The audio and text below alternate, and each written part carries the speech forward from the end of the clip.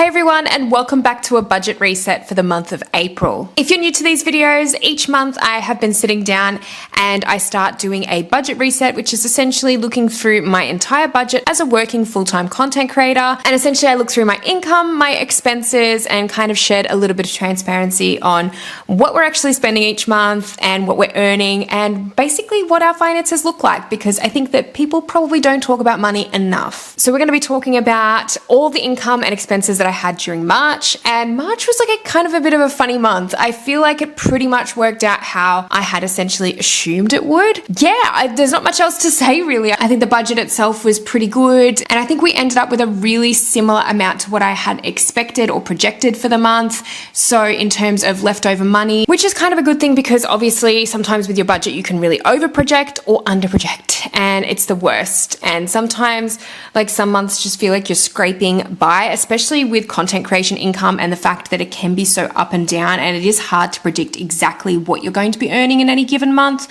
So I do these budget spreadsheets though each month because I feel like it at least helps my partner and I keep on track with our finances. And if I didn't have them, which not too long ago I actually didn't have them, I was really flying blind with finances, and I cannot believe we didn't actually know how much we were spending and really how to track our income as well as what we do now. So I'm definitely going to be delving into the spreadsheets that I use. And if you don't know or you haven't watched some of the videos that I've done on these kinds of topics already, I use CoPlenty templates where they have a bunch of budget templates and goal setting templates. You can go and check them out via the link in the description box below.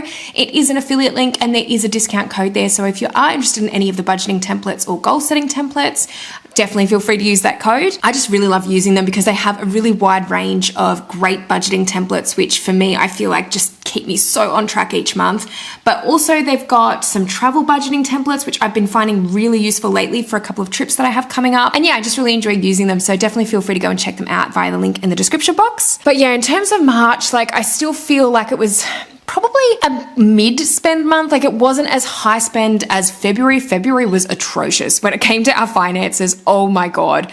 Like February was just so much at once. And that's what always happens. That's what always tends to happen is that like all the bills come at once, the big ones. And February was that month for us. So March was actually kind of a bit of a reprieve from that. And it was a little bit less intense. But I'm going to get straight into the budget template now and show you guys exactly what we were spending, what was our income for March, and then we'll set up April's spreadsheet as well. But before I do jump into it, for those of you who are new to this channel, hi, my name is Kaylee and I'm a beauty and fashion photographer based near Sydney, Australia, but I'm also a content creator and I started this channel a few years ago to talk about all things business, social media, freelancing, and content creation. And as I mentioned, today's going to be all about finances, so let's get into it. Okay, so we're now in the March spreadsheet and we can take a little look at some of the stuff that's been happening throughout last month. So in terms of our income was actually quite good. What my budgeted income was versus what our joint actual income was actually quite a bit different, which was definitely amazing because we were not going to have much left over at the end of the month. I do remember saying in the last budget video though, for this particular month, that I did have a few other work related things in the works and I wasn't going to put them down in terms of my projected income because I wasn't sure whether they were going ahead or whether I would even get the money that month. But in terms of the extra things I actually did, even though one of my sponsorships technically didn't go through for last month, so I had to remove my projected amount from that. Unfortunately, I was just kind of like between contracts and it was just a month where I didn't actually produce a video in the end. So we didn't actually get that done by the end of March, which is fine because we actually had some other unexpected income that came in, which was great. So in terms of actual income, it was $8,117. And this is joint income between my partner and I. And for me, this is my income as well after tax. I've explained this before, but I usually don't put my before tax amount in because there's no point. I have to remove that money anyway for tax and for superannuation and all the rest of it. So this is just after tax. So in terms of Dan's pay, it was actually quite good last month because he had a bonus that went into his pay. He's also got a couple of pay rises coming up. So I am going to continue projecting though a similar amount to what I currently have been for him because I don't know how much it's all going to work out to be. But either way, he had a really good month and there was about $700 difference in his pay in the end. So that was great. YouTube was pretty much the same. It was about $16 difference, about $334. My sponsorship Sponsorships is where it did sort of dip because I only had one sponsorship go through last month, which was $1,100. And the other one, like I said, it was kind of in between contracts. So unfortunately, there was no video really created for last month. So I didn't get that, which was fine because I actually had, as I mentioned, some retouching work that I was working on for a client. And every few months I do work on the retouching for them. So I actually had a really good pay from them. And it was about $1,750 roughly in Australian dollars for that. So that was really good. And it ended up totaling quite a bit more than what we had expected in terms of our income. So in terms of our leftover income, we were originally only supposed to have $76. We actually ended up with about $1,400. So that is wonderful. That is pretty much going towards our trips, our upcoming trips. And yep, that's so great. So in terms of our bills and subscriptions, everything was pretty much bang on what we had expected it to be. There wasn't any real big variations. So electricity, everything was pretty much predicted on the mark.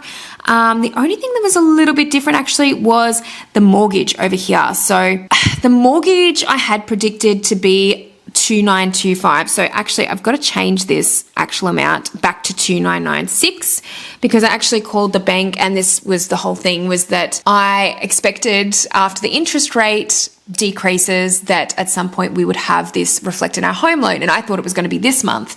No, it's not going to be for another couple of months, and this is just banks for you. Unfortunately, it wasn't going to happen immediately, so yeah, it's actually going to be a little bit less than the $1,400 that I had said, but yeah, it was about $71 difference. Everything else was pretty much the same, and if we go to, I mean, these the bills and subscriptions kind of never change month to month that much, but the expenses, in terms of the general expenses with groceries, dining out, all the rest of it, look, it was okay for last month. Honestly, like when you look at our total expenses, they ended up totaling about $1,643. I had projected $1,480, so it's about $163 extra.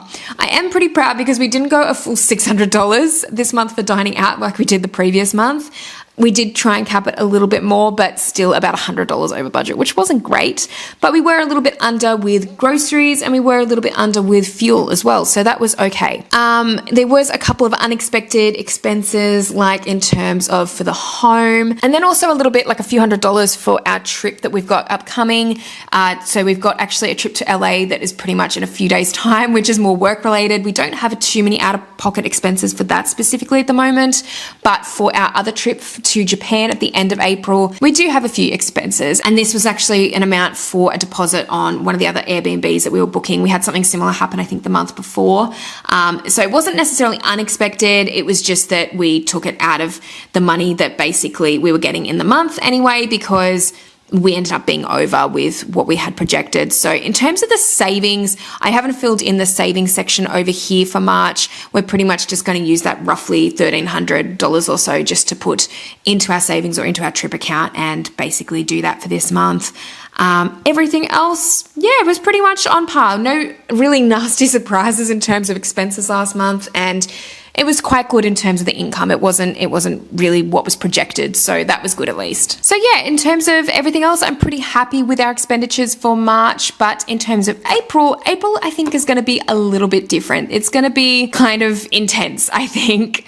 So we're going to make a new spreadsheet now for April, and we're going to start setting a budget for that particular month. But as I said, I've got 2 trips planned for April, so that is going to throw a spanner into the works. That is going to make things probably a lot more expensive. We're going to be eating out a lot more, I would assume. Even though when Dan and I usually go traveling, we do try and stick to grocery stores or convenience stores, particularly in places like Japan, where you can basically live like a king by just going to the convenience stores. And everything is really reasonable there. We will be doing that a lot. But LA might be a little bit different. We may not have the cooking facilities, so there might be a little bit more eating out there. So we have to factor that in. So let's go ahead and make a new template for April. So we've just duplicated the budget template, and we're going to just change the month start date to the 1st of April. And then we are going to go from March and basically copy and paste a lot of the expenses, a lot of the bills and everything else. We'll just copy and paste them.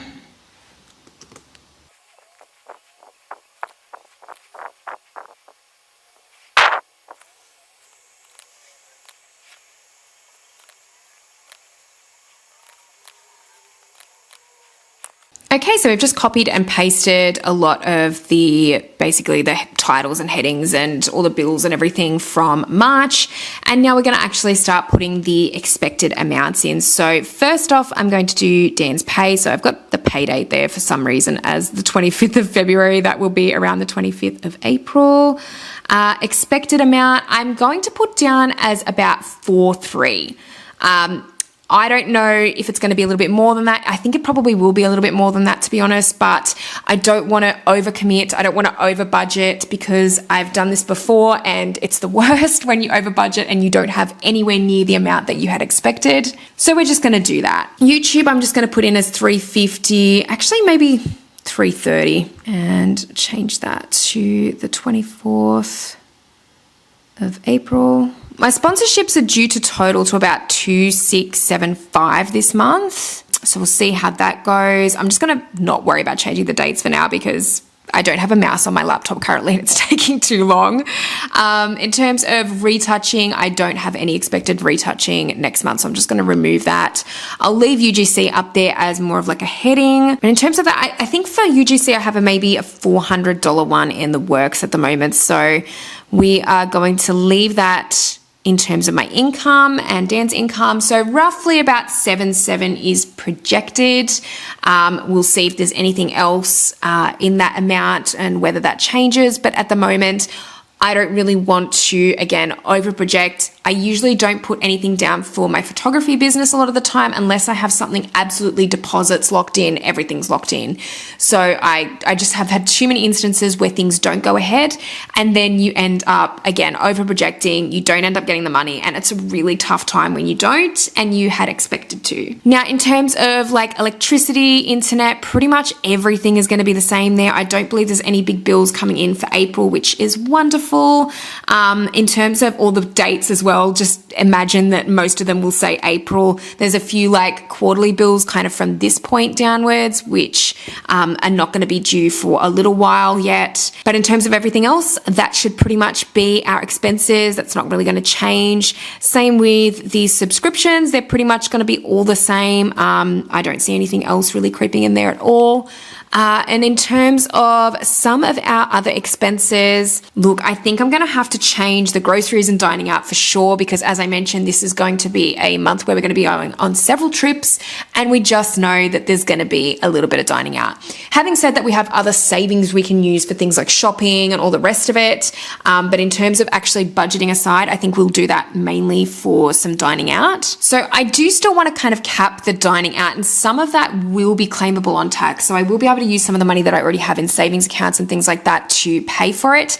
But in terms of groceries, I'm going to put this down to $250 because I really don't think we're going to be buying a lot of groceries.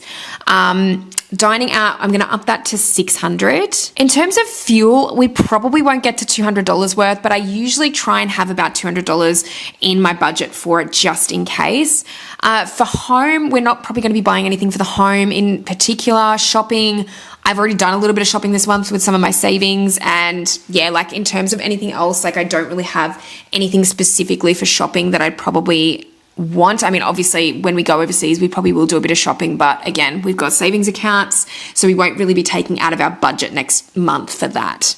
Gifts, I'm actually going to have to up to probably about $100 because there's actually quite a lot of birthdays in April. It's insane. We have so many in our family, so there's going to be quite a few little gifts and things that we'll probably get, some flowers for people and all the rest of it. Pets, I'm actually going to bring down to $150 because I think even we were under the budget last month for pets. We don't really have a lot we need for them next month apart from like food. Health and medical, I'm going to up a little bit, say to about, I think it's about $360 I had projected because I do have a couple of scans and extra things that are not going to be totally covered by Medicare. And I think I've also got an appointment or two that's maybe not covered by Medicare. So we're just going to chuck that in there as $360. And in terms of everything else, there will be some expenses on transport and obviously for the trip and for things like that. But again, this will pretty much be factored into a different budget that I have going on at the moment with my travel budget spreadsheet.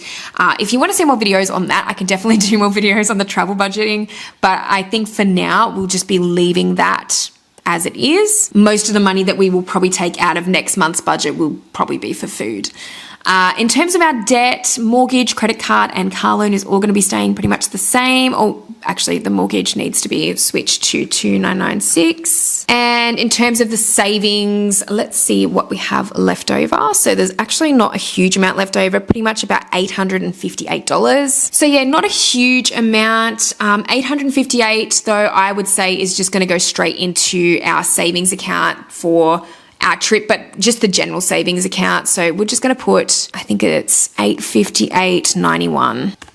Okay, and that's pretty much the bulk of our savings probably for next month. Like I said, it's pretty much just going to go to our trips account for, you know, whatever is needed, probably more so for Japan at the end of the month. But otherwise, that is basically the budget for April. So I'm pretty happy with how that's going to look. We're going to have a little bit left over at the end of the month, which is always a good thing.